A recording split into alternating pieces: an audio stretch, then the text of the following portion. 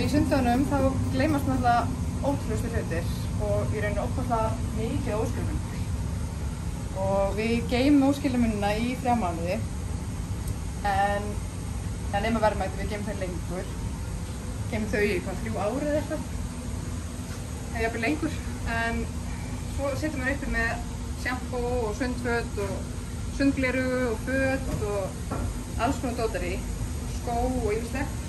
Og náttúrulega löngu áður en við byrjum kannski í einhverjum grænum skrefum, þá hefur svona orðið til einhver hefð að fara til dæmis með í dýraatför eða dýraspítun að fara með henglaði og gefa þangað og í kvennaatförf og konukvót og svoleiðis að fara með eða ná kontakti við einhvern sem getur komið og jafnvel fengið einhverja sjampóblúsa, sundföt, fatnað, líka eins og sundgleraugun. Við höfum alltaf að þau náttúrulega bara endanum morkna, þau endast ekki að eilífu þegar þannig efni, en við höfum alltaf flokkað út sundgleraugu og látið sundþjálfara og sundkennara hafa. Og það væri alltaf draumurinn að mega bara selja ódýrt gömul sundgleraugu, að þetta er náttúrulega ekki eina laugundur sem í öllum laugum, að fólk geti bara svona keypt gömul.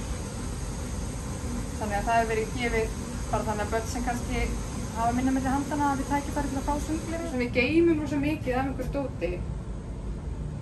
Við geymum alltaf gömlu tunnurnar okkar, þannig að þó að það sé ekki nógu fína til að vera í klefunum og þá einhvern veginn eignast þar annar líf einhvers annar staðar. Þannig að það er rosa mikil nýtni og hefur alveg tíðkast í mörg ár og hér eru starfsmenn sem eru útsjónarsamir í að nýta það sem til er.